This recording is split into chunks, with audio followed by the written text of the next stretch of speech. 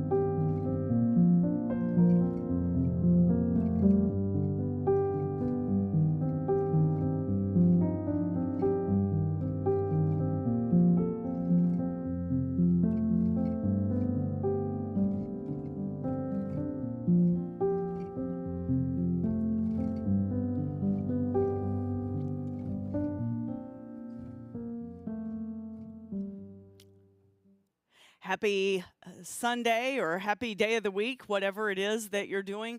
To check out West Church Online, we are so glad that you are here to hear a little bit about who we are and what we are about. That's the topic of today. It's different than a typical Sunday. We are in the message series called Commitment. We live in an age where everything is so fast and so short, and there are endless choices.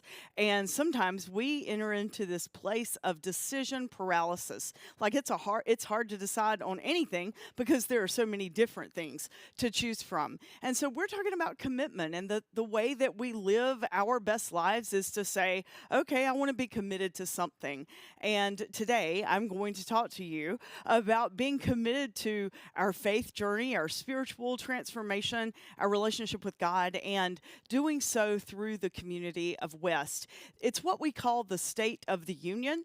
Once a year, we give a time of sharing and showing pictures and some statistics, and we talk about who we are and where we are and where we're going. And it's really, really important to us that we do this with you once a year. And this year, even more so because it is the first year out of the pandemic. We have been operating out of the pandemic back in person and doing ministry in person for a year now. And so it's time to give you an update on what that looks like and where we hope that we are headed in the future. Years ago, I was in a meeting with what was at the time our launch team. And it was a team of about 12 to 15 people that were launching this campus of Williamson's Chapel, a large United Methodist church right down the road. We were originally a campus of Williamson's Chapel, and we found ourselves in an interim time, an in-between season, where we did not have a lead pastor. The lead pastor at Williamson's Chapel had moved to Indiana to a much larger United Methodist church, and so there were about 4 months that we did not have an acting pastor at Williamson's Chapel. I was the associate pastor, but was launching this new thing called West, and so it was just an in-between season. It came time for clergy evaluations, and those typically happen in the fall every year, and so it was time for that. So I wanted to be evaluated because I like to know where my growth opportunities are. I am a very emotional feeling person, so I also like words of affirmation. And so anyway, we had this time together. They did my evaluation, and I walked away thinking it was perhaps the worst evaluation I'd ever had in my life. And the team walked away thinking that it was really good. And so I was talking with them later, and I'm like, I've didn't get that. Like, I thought y'all were disappointed in me. And they're like, how could you think that? And so what we realized is that our communication patterns and our understanding of communication, we think about things and we process things very differently. And so we did this shoot off of the Myers-Briggs. If you've ever heard of the Myers-Briggs personality test, we did a version of that Lowe's Corporate here in our area uses with all their staff and the local school systems use. And so it was called the color inventory. There were 4 different colors, and they each were attached to a personality type, a very logical personality type, a very emotional feeling personality type, a very carefree and fun personality type that doesn't take things very seriously, and then a very philosophical personality type. And each of those had a color. And what we realized, which was good for us as a church entity, is that team, that launch team, that what morphed into becoming a leadership team, they were all predominantly the logical thinkers, very business-minded, very factual people. And there were like 2 or 3 of us on that team that were emotional. Now, the emotional group of people were blue. And so because I scored off the charts in the blue category and I had no gold at all, and that was the color for the logical people, seriously, like I had 0 in that area, they started calling me Smurfette. And so in honor of that this morning, I wore my little Smurf sweatshirt. I'll show you the back. They are my heroes. They are happy little creatures, and they make me smile. So today, I tell you that because today it's exciting, and I love sharing these statistics with you, but I'd so much rather preach about one of the life-changing stories of Jesus and how, he impacted the world and now can impact our lives, and we can impact the world, and just stick with that. But today, I need to share data with you. I need to share numbers with you, and I'm going to share financial numbers as well. That's a part of it.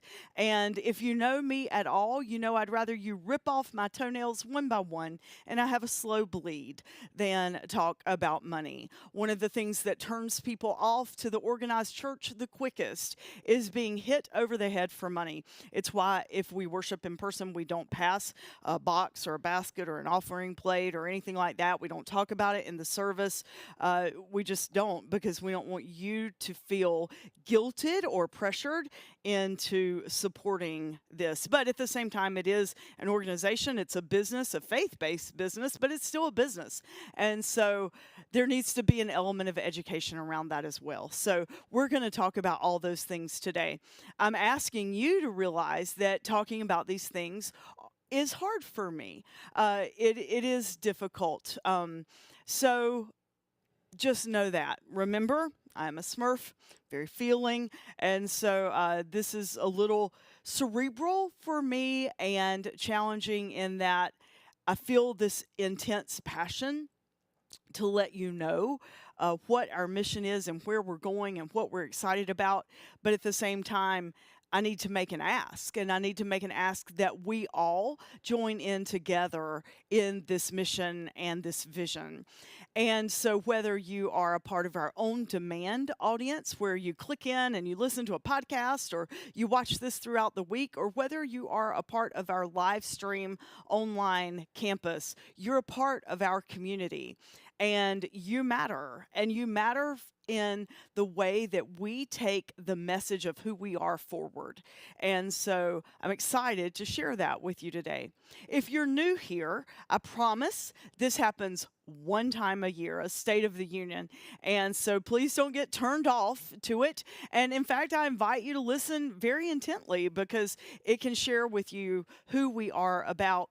We have a gift for you that we'd like to give you. So if you would text the word welcome to the number that you see on the screen, 704-343-8955, 704-343-8955. Text the word welcome, and we would love to send you that gift.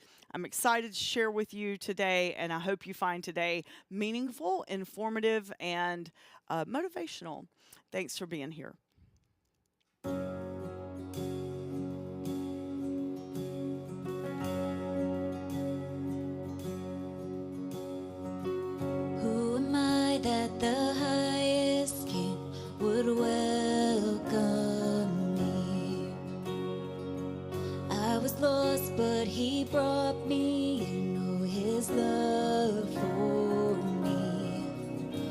His love for me.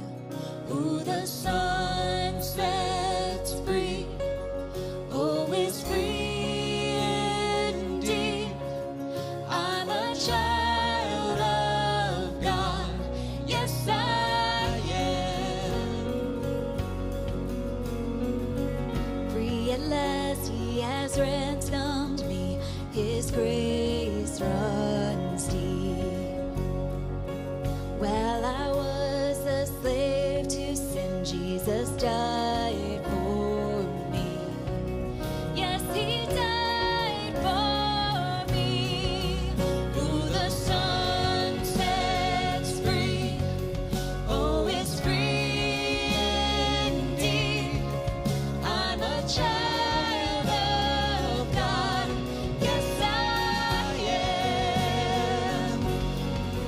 In my Father's house, there's a place for me.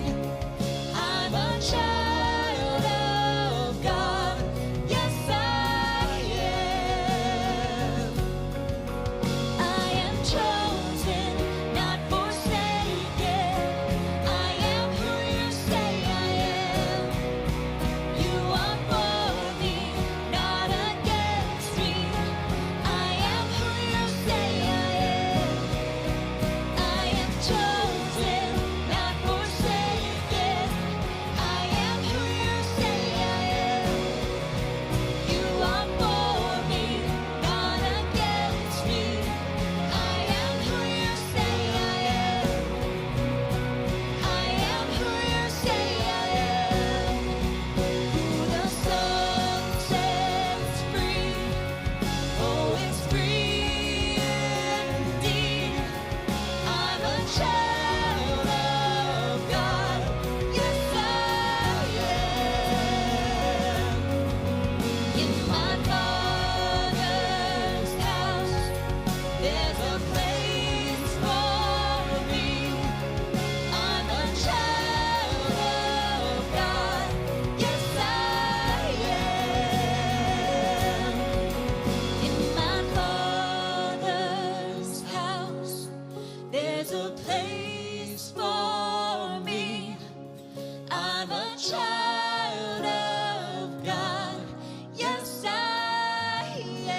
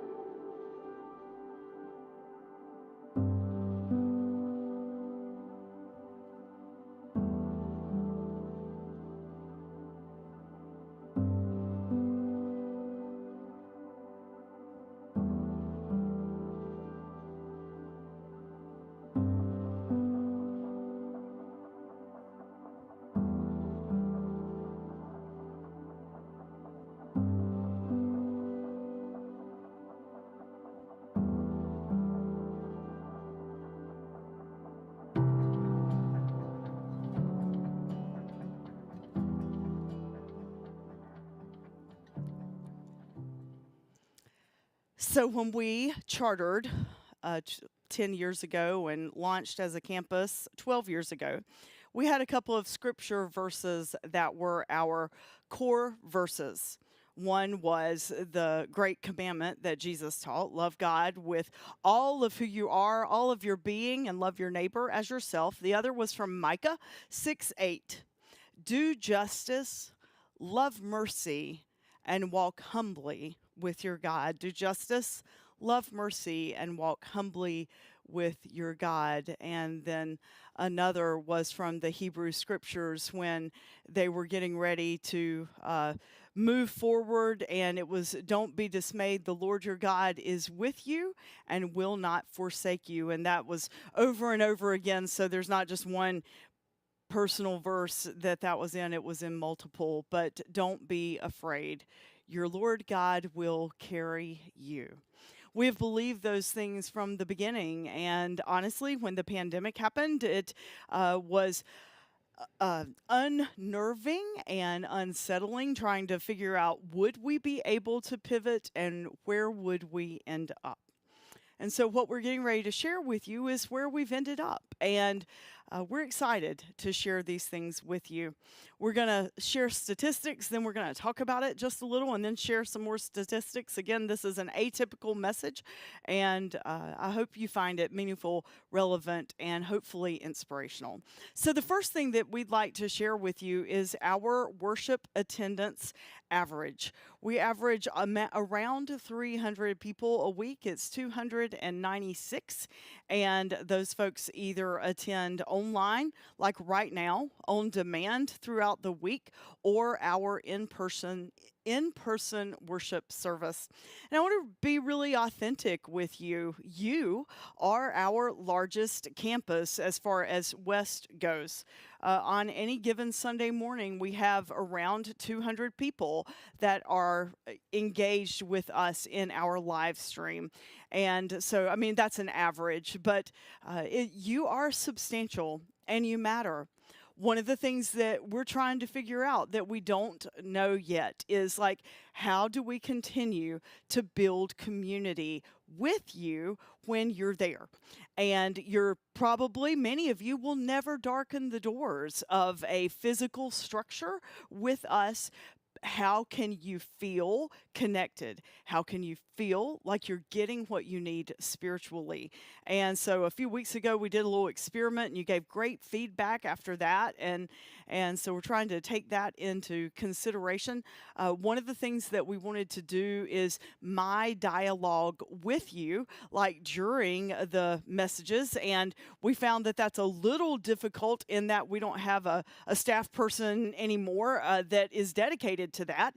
And so I can't preach and talk and read and think all at the same time. Like I'm thinking about what I'm preaching. I don't preach from a manuscript. I write the messages. It takes weeks for me to formulate a message. It's in here. And I know the points that I want to communicate. I know the outline and the transitions and the beginning and the end and the biblical theological foundation, but I don't write it out on a piece of paper.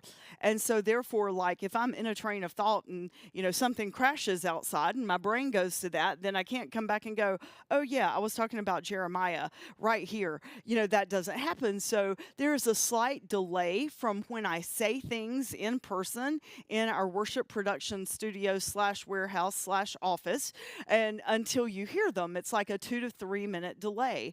There's nothing we can do to fix that. So if I'm talking about something and you're responding in the chat room, it's like 2 or 3 minutes later. And so my brain is it just cannot function and process 3 different things at one time. So we're trying to figure out how to make you feel connected. One of the things that we've been so blessed with by you is the way that you have engaged in our missions. And we'll talk about that at the end of the message, but you have been such huge proponents and huge supporters of how we are in ministry, like with Third Creek Middle School and other schools in the Iredell County system, and the Mooresville graded system, the back to school bash that we lead every summer. It's a nonprofit, but West are the spearheaders of that event, and other things that you do in the community. You do so much, and we have found ways through Amazon and digital shopping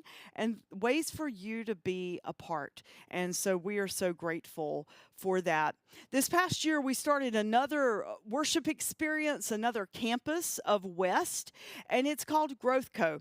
You've heard us reference this. It is a group of 20 and 30-year-olds that are spiritual but not religious, which is what most of our culture says that they are today anyway.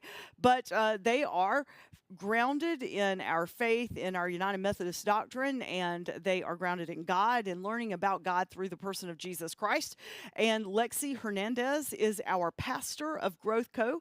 She was licensed as a local pastor back this summer at annual conference, and so she is Reverend Lexi Hernandez, and they have over 120 people that engage with GrowthCo.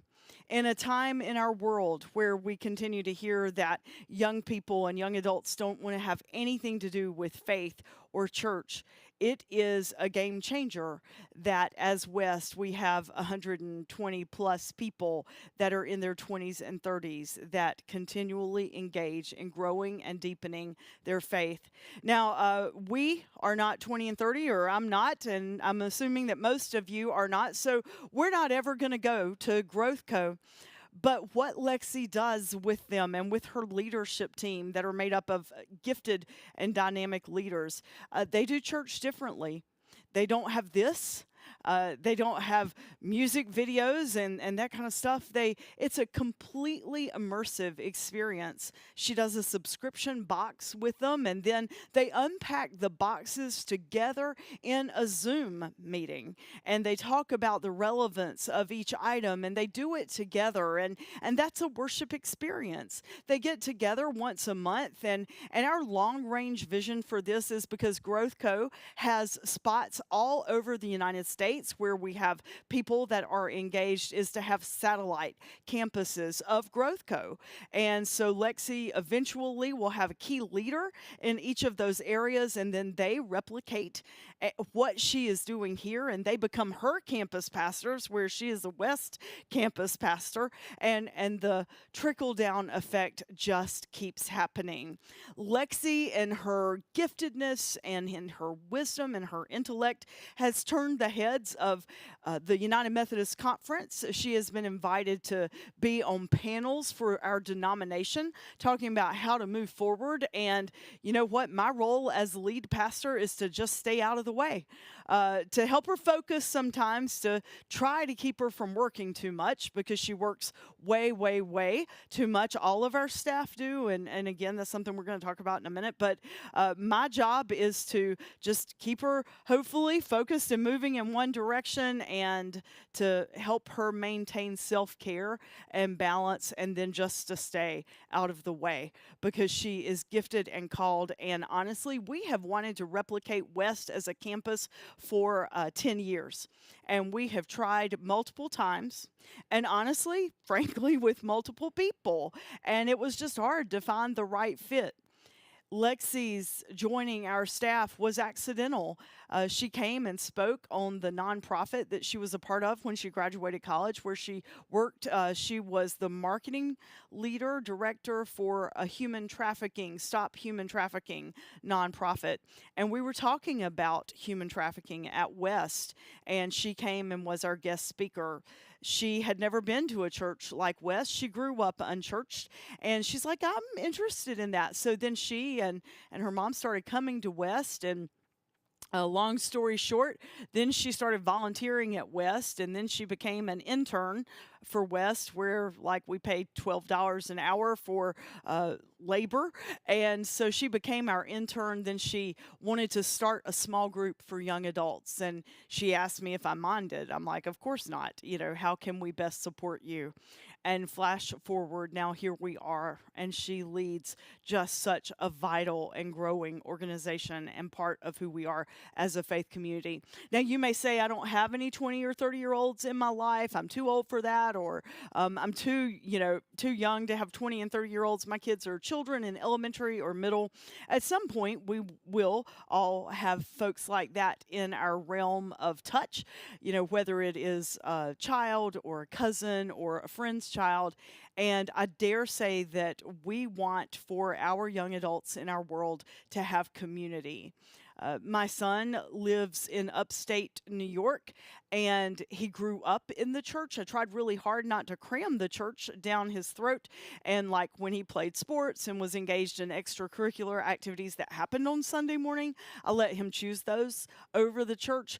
And so now he finds himself in a place in life, where he is a young adult. He's a 20-something-year-old, and he has communicated to me that part of the challenges of being a young adult in our world is finding and building community.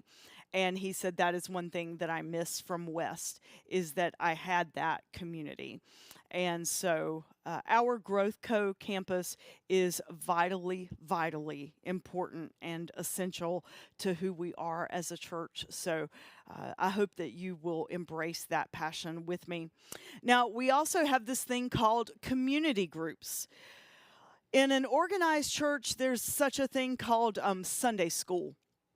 And you go and you sit in a class and you talk about things with people. And then the words Sunday school morphed into becoming small groups. And so 20 years ago, small groups became popular. But guess what? Like, they're still a thing, but that's morphed even more so. And now we call them community groups. At West, we believe that there are lots of different ways that you can be involved in your faith journey. It's sort of like going to the beach. And it's our discipleship process. Like, those are big churchy words, but there actually is a path that we hope you take as a part of West. And so the first step of that is, like, if you go to a beach and you look out and you just look and see all the different things that are happening in that beach scene, that's your entry level point. And then you take a step and you join another group, and then you take or you get closer to the water. Then finally you dip your toe in and all that kind of stuff. So that's the beach metaphor. Well, we have the same thing with our groups. We have very non-threatening groups as a part of our community groups. We have crafted conversations that happens on Sunday night at On Tap in downtown Mooresville. People get together and you don't have to study anything. They just get together and talk about points that come out of the messages that are shared by me or whoever our preacher is for the day. We have yoga that happens on Thursday nights. We have a college community digital group where our college students join together and communicate together. We have a golf group seasonally. I think that's like almost 10 months out of the year. They get together and they play golf together. And we have a kayak and meditation group in the summer. We have a group called Alive After 65, and they get together and do life together. We have a Dare to Care group. We have a friends dinner. They gather together at Barcelona in downtown once a month, and anyone is welcome, and you can bring friends, and it's non-threatening. You don't have to know anyone. You can just go, and you're going to find a seat at the table. We have a now streaming group. We have a coffee and conversations group. We have a Lenten group. We have a Spring Within group, and we have a faith subscription box group. Some of those are seasonally. Some of those happen for 6 weeks at a time. Some of them happen all year long. The picture that you see on your screen right now is our friends group. This is our Alive After 55, or our women's group. This is the friends group, and this is the Wednesday morning group, and they gather together and do community projects and also study books and read together. And then other pictures that we have, this is one of our small groups doing missional things together. And folks this is Crafted Conversations, and their conversations on Sunday night. And this is one of our amped packing boxes with the friends group that gets together. So we just have lots of different ways that you can connect and build community. And we've had over 15 different groups, and the statistic that we showed how many people were engaged in those groups, 192. So let's think back to our worship average attendance. It was 296. And we have almost 200 people engaged in a group of some sort. That's 2/3 of our population. That's pretty amazing statistics for a church and their spiritual formation groups. And all of those have a spiritual component. Some are, like I said, in that beach metaphor, that discipleship process, they're all in. They're like scuba divers. The Spring Forward group or the Lenten study group, those are all in. Others are more of a, hey, let me check out West and let me see what it's about, like our golf group. But our golf group has a very missional and spiritual focus. They have prayer, they have a devotion at the end of their evening, and they also, it's such a beautiful story. They collect money every week. It's like their offering, and then they give it all away to a family once every couple of months. And they have chosen as a team families to give it to, and both of the families have been families in our area that experienced tragic loss, the loss of a parent, and the parent was the parent of small children, things like that. And so our groups, our community groups, are something we really are passionate about. And I would ask that as we continue to move forward, if there's something you're passionate about, Dawn leads our community groups, and we're all about starting new ones. Like, one of the goals that we have for the new year is like something at a dog park. We all love our dogs, and we get together and we let them play. Well, why not have a fresh expression or a community group started at a dog park where we gather together in like interest and go from there. There are so many different ways that we can be in community together. It's usually focused around someone's passion and interest. And so we would invite you to tell us what your passions and your interests are. If any of you know how to brew beer, Lexi and the GrowthCo group, they want to learn how to brew their own beer so they could patent it, sell it, and make it a part of a nonprofit so that they can earn revenue for GrowthCo to help support her salary and the missional opportunities that they engage in. So very entrepreneurial, but if there are so many ways that you can be a part of a group and use your gifts and your grace and your wisdom to make those things happen.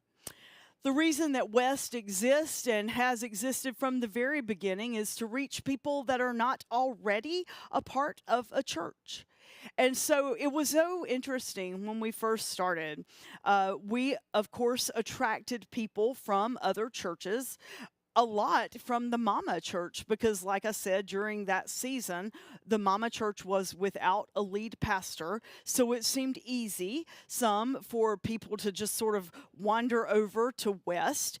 And the people that wandered early on that weren't a part of our launch team and our leadership team got very frustrated at the beginning because they're like, where's the Apostles' Creed? Where's the Lord's Prayer? Why aren't you doing pastoral care like you used to do at Williamson's Chapel? And I'm like, our whole structure is different. People care for people within their small groups and within their community groups. One person cannot care for 300 people. It's impossible. And lead an organization and all those other things. And the way that we structure worship is that it's to be non-threatening. Like the Apostles' Creed is a threatening thing. It's beautiful. And the reasons that it was written are powerful, but in our experience, when you come in and you have to read these words or you hear them and they're not explained, they're very, very confusing and they're a turnoff. And since we exist to help people that don't yet have a relationship with God or who may have fallen in love with God and then turned away from the organized church, that's the reason that West exists. Everything that we do, we weigh against that goal, that mission, that vision. And so we don't do churchy things. In fact, if you go to the high school, half of our songs are secular. You could hear them on any pop or country station that you turn your radio on. A lot of them are classic rock. And then we have spiritual songs as well.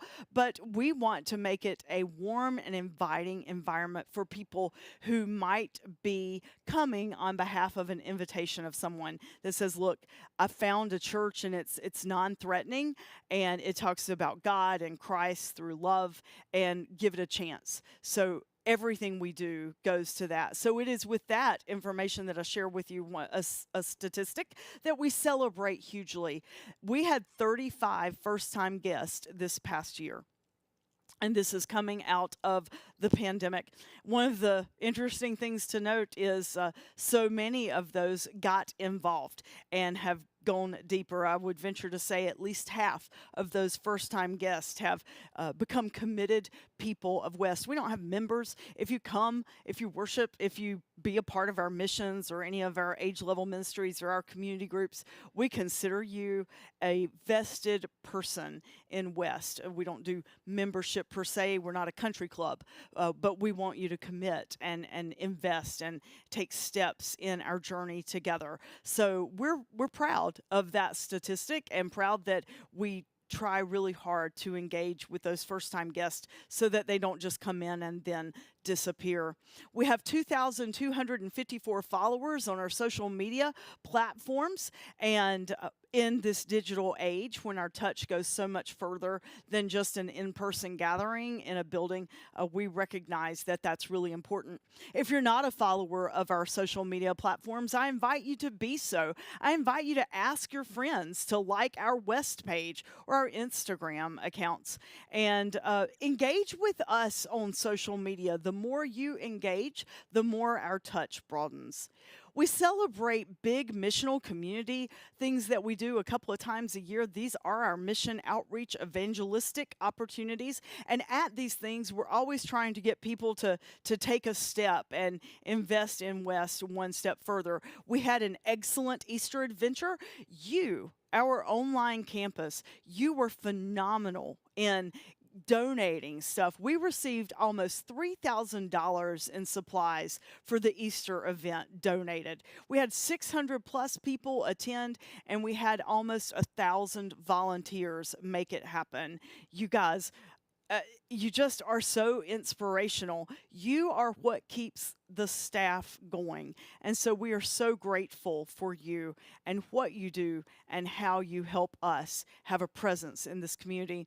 We have Easter, and then we have this back to school bash. You donated over $12,832 worth of in-kind supplies like tennis shoes, backpacks, school supplies. We had $9,000 of cash donations from West alone, and the bash itself served 900 students. It was the biggest bash we've had in many, many, many years, and it was a great day as we come together with other churches and other nonprofits and other businesses in our community, and it is run through the nonprofit Inspire Our Children. It is separate from West. It was founded by West. The board members are majority West, but we also have I think it's 2/3 and 1/3 of the members of the board are from the community and don't have any affiliation with West. And so we're so grateful that we have this opportunity to be a part of the community and help kids get ready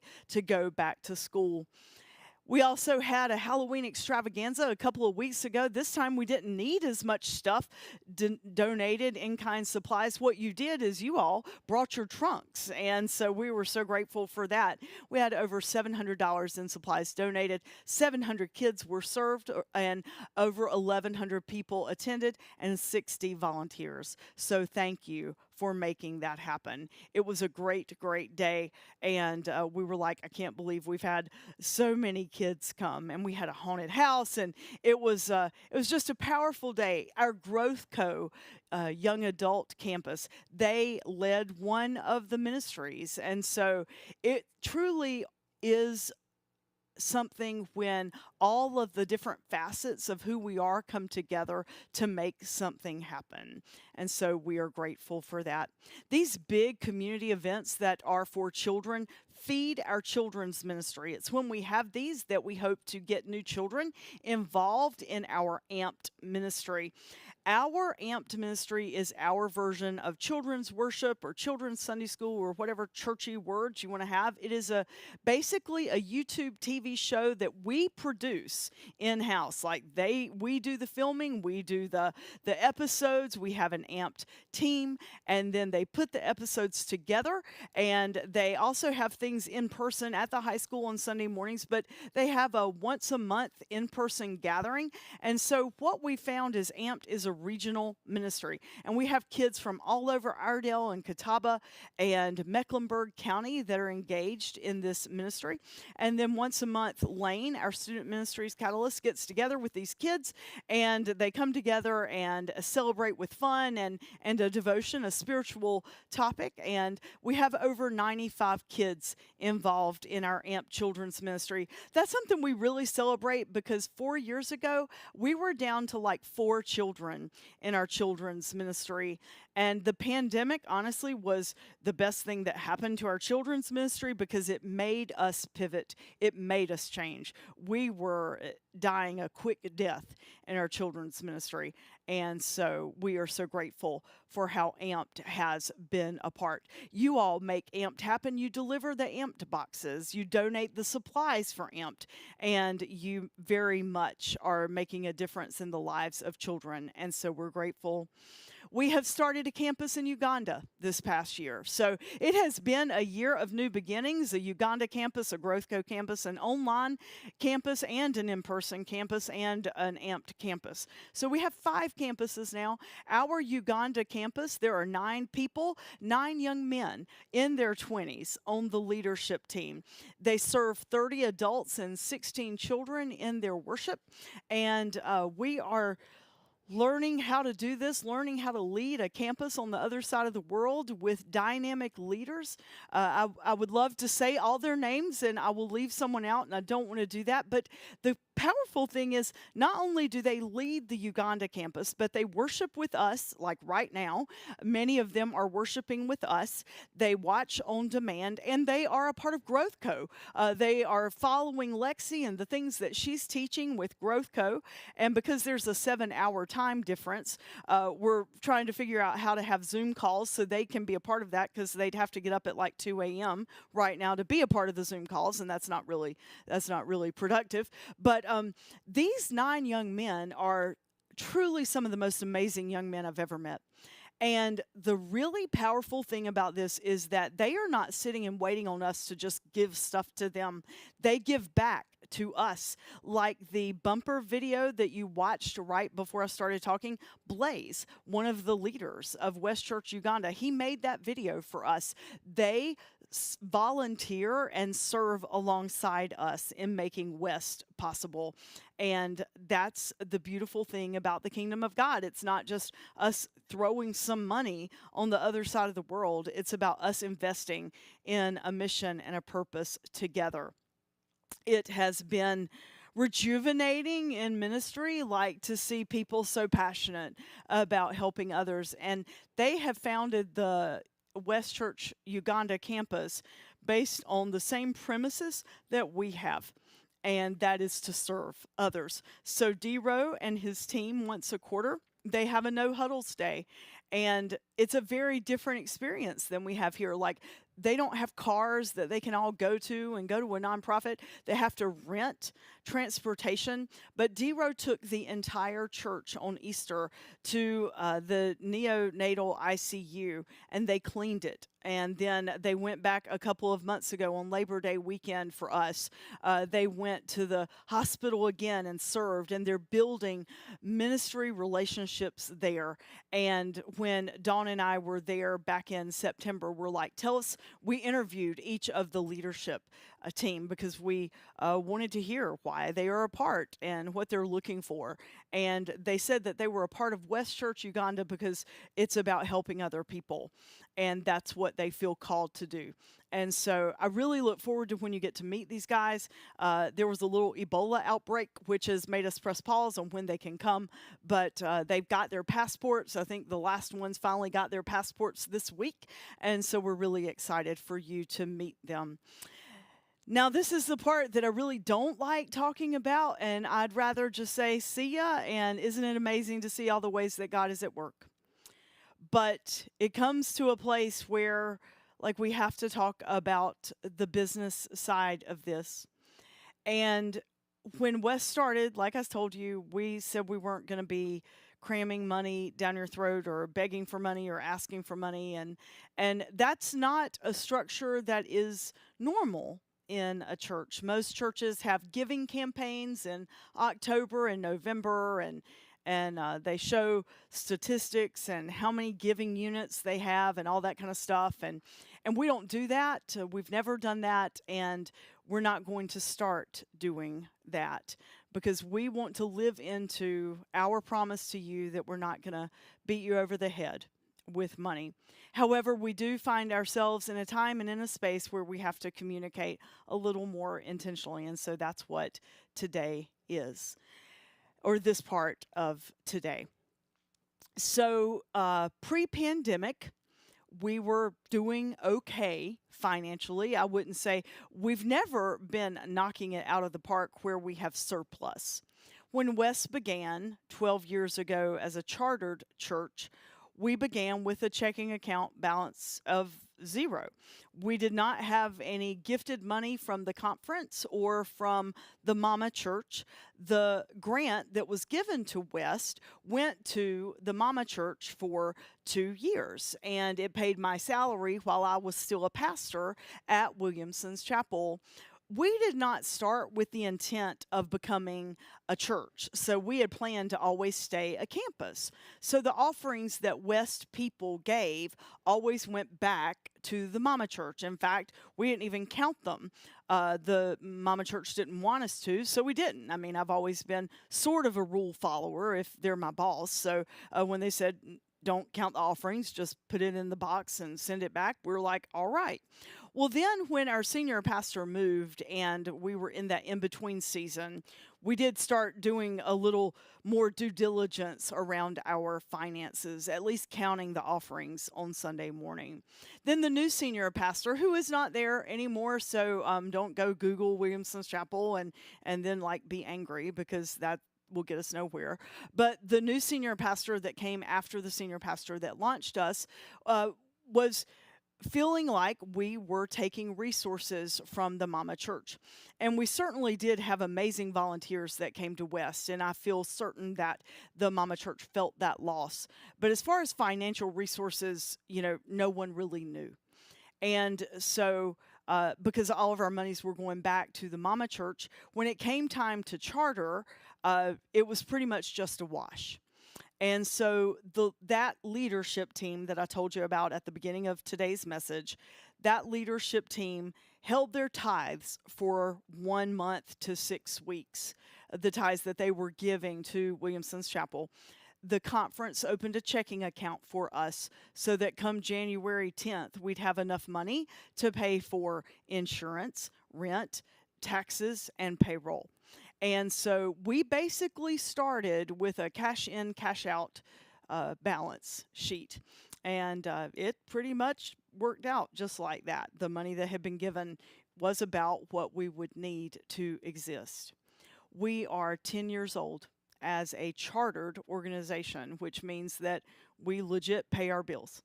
And I'm proud to say that we've always paid our apportionments, which is our tithe to the denomination.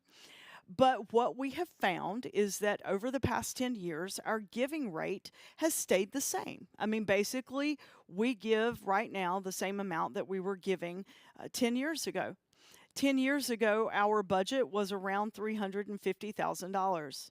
Now, our budget is not $350,000 anymore. It's closer to $500,000. And our giving rate stayed the same.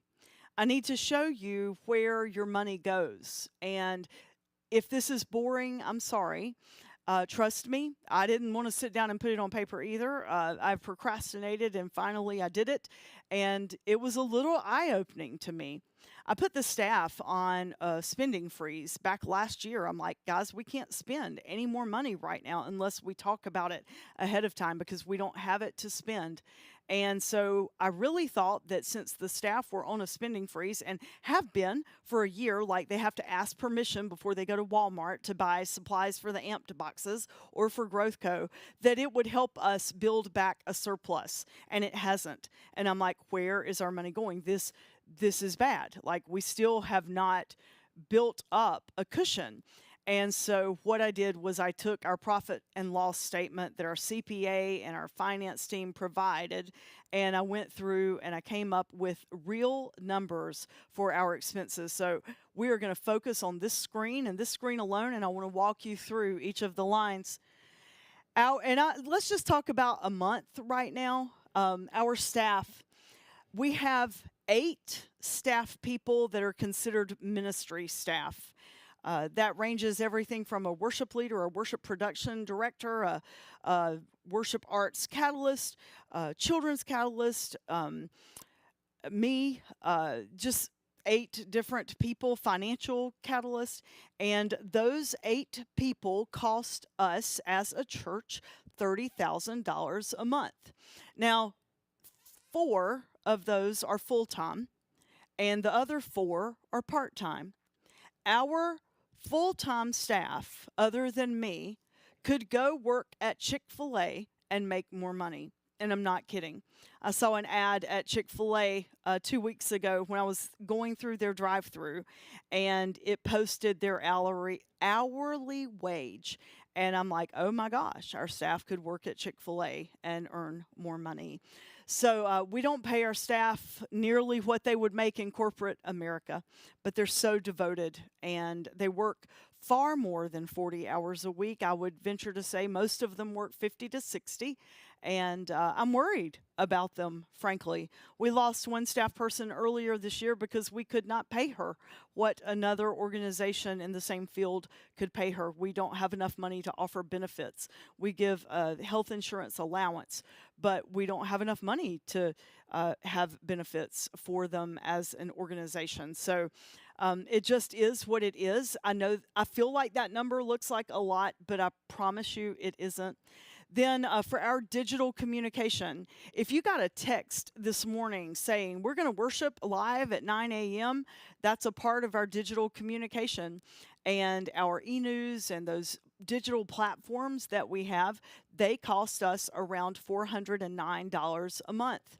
Our utilities like lights and power, they cost $325 a month. Our insurance, we have to have insurance by law. Our insurance costs us around $921 a month. And then we have bank fees, like when you give online, the fees that go with that are around $921 a month. Then we have, sorry, that was insurance. Our bank fees are $313 a month. Our software fees and our licenses so that we can show videos and play songs and those kinds of things, that's $393. We rent 2 spaces. We rent this one where we have our office and our production studio and our missional warehouse and anything else that happens at West.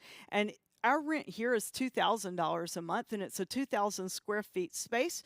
And then we pay about $800 to the high school for 4 Sundays. So it's like $200 a Sunday. I mean, that is so cheap. We have looked at other rental properties. We cannot find anything that is this big and this cheap. So we're staying here.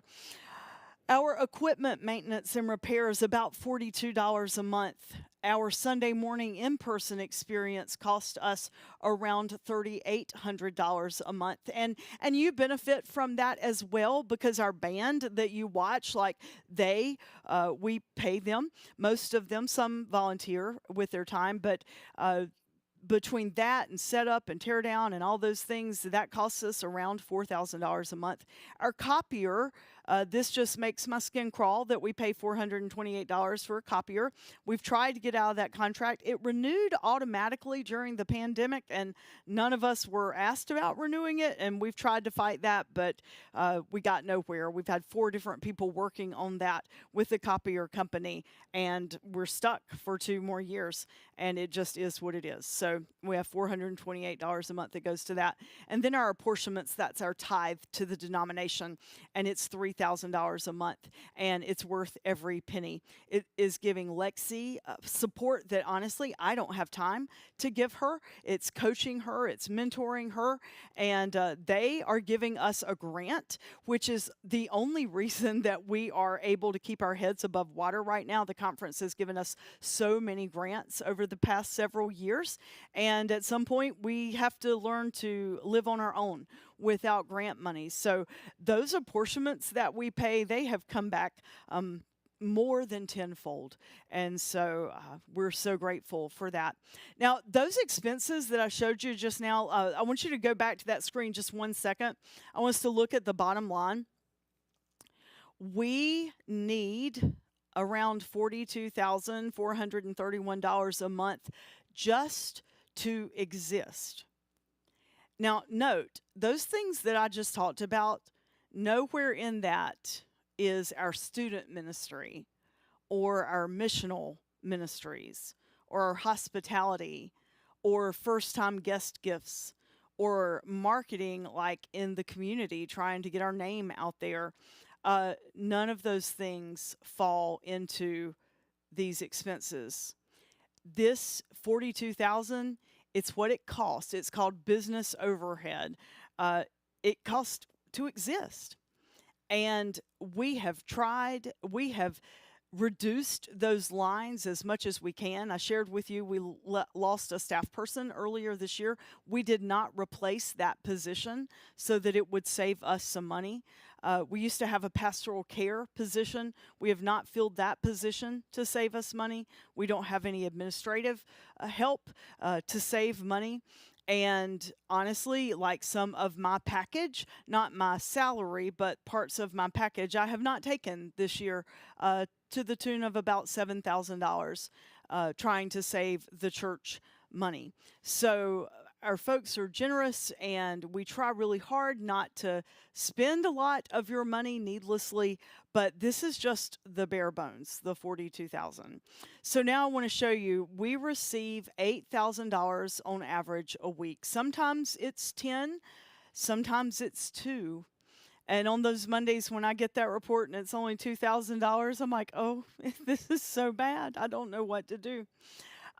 We need every week $9,790 to exist. Just to exist, just to have a physical space and pay our legal obligations like insurance and taxes and those kinds of things. Not taxes, we're a nonprofit, but you know what I mean, like the licenses and stuff. And we don't bring in enough. In fact, our deficit every week is $1,800 a week, not a month, a week. Now, the reason that we are able to stay open right now is because we have grant money. We got 3 different grants this year, over $150,000 worth of grants. We won't get those again. The grant that we have for GrowthCo is on a gradual decline. And so that's why we're trying really, really hard to launch Soul Creations and the Leveling Up Together nonprofit. Soul Creations sells products. The GrowthCo people help make them, and volunteers help make them. It's a way that people can serve. But we're trying to figure out how to make it a viable financial institution. But I got to be honest, like there's not enough candles that we can make fast enough. We need to be in this together as a team. I want to show you something on the screen, and this is when I started ministry 24 years ago, what they came up with. And honestly, when I left Williamson's Chapel 12 years ago, we were still using this tool. What you see on your screen is like a list of, members that give at a certain rate. And like 25 member families gave $0 a week. 21 members gave $1 to $5 a week. And it goes all the way up. And so like 5 member families at the top were giving $200 a week. So that would be like $800 a month. And I don't know what church this is. I have no earthly idea. I pulled this off the internet just as an example. But that's what Williamson's Chapel used. It's what North Morganton used. And years ago, I guess it was last year, it feels like years, the PAC team, the Pastors Advisory Council, our decision-making body, and I were talking about what do we do? Like, we know that we've got to address our finances. And we talked about doing some kind of giving program. And thank goodness the PAC team was like, we're not doing that. Like, we're not going to give us a chart of West people. And so in today's conversation, I very intentionally decided not to say we have this many family units giving this much and this many family units giving. We have around 400 adults as a part of the West community, and we have around 200 children, youth, and young adults. So we have like 400 people that are earning an income on a regular basis or retired, and then we have 200 people that are not yet there. And we need to think about what sacrifice looks like for us. Because, in all sincerity, if we can't figure out a way to reduce the deficit on a weekly basis and start bringing in what we need to exist, we won't exist. And those are harsh words, but they're real. I'm not saying it to guilt you. I'm not saying it to threaten you. I'm just telling you reality. I've known it was reality all year, and I've tried to drop hints oh, and if you'd like to invest in West, but I have to be honest, we can't keep operating at a deficit. None of us do that at home. We don't spend $2,000 a week more than we make. So think about that. That's like $8,000 a month. None of us do that in our day-to-day living. We can't do it as a church. And honestly, for the past 2 years, we've had experts working on all these things: insurance, bank fees, real estate, trying to find ways to operate cheaper.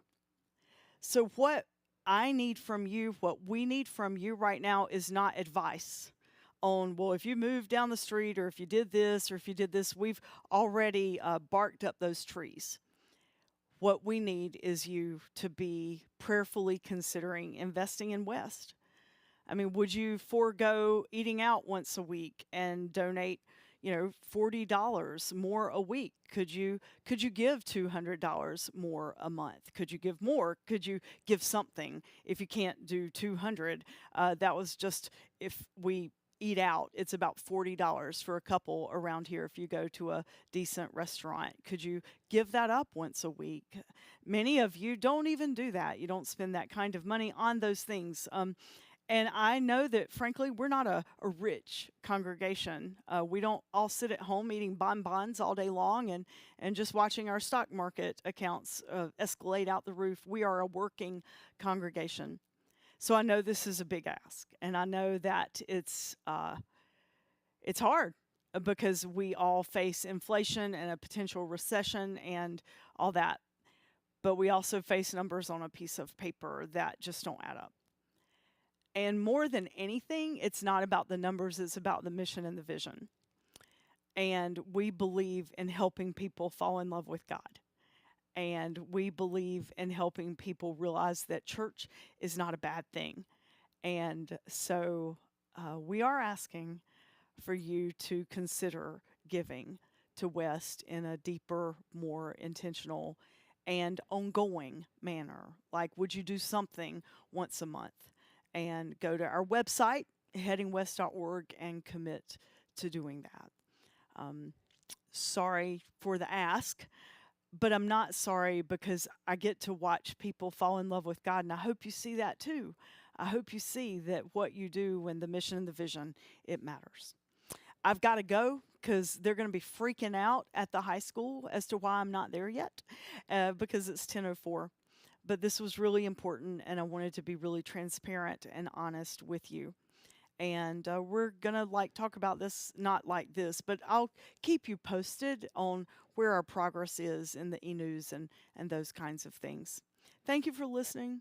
Thank you for celebrating the ways that we're in ministry together. And thank you for prayerfully considering being a part of the team and financing the ways that we can be in ministry together. Thank you. Will you pray with me? Gracious God, thank you for the people who call West their home. Thank you for the people that are finding you through the ways that we are in ministry together. God, it is a little bit of a scary time, so we are going to put our faith in you, and that if you have called us to be your church and you believe in what we're doing, that you will work through us and you'll help us find ways that we can sacrifice within ourselves so that we can financially support the work of the kingdom. Thank you for the people that have been willing to listen to this, and we offer ourselves to you. In Christ's name, amen. I hope you have a great week. Thank you for listening. I really mean it. Thank you. And I look forward to being with you again soon. Go in peace.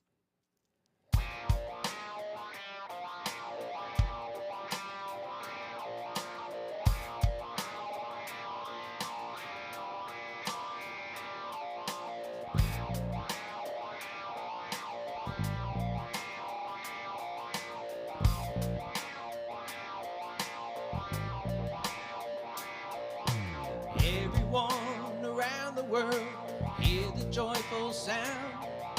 See the heavens open up, hear the music coming down. Nothing's gonna separate us from the Father's love. I can't help but celebrate, 'cause we're not alone. If God is on our side, who can be against us? If God is on our side, we won't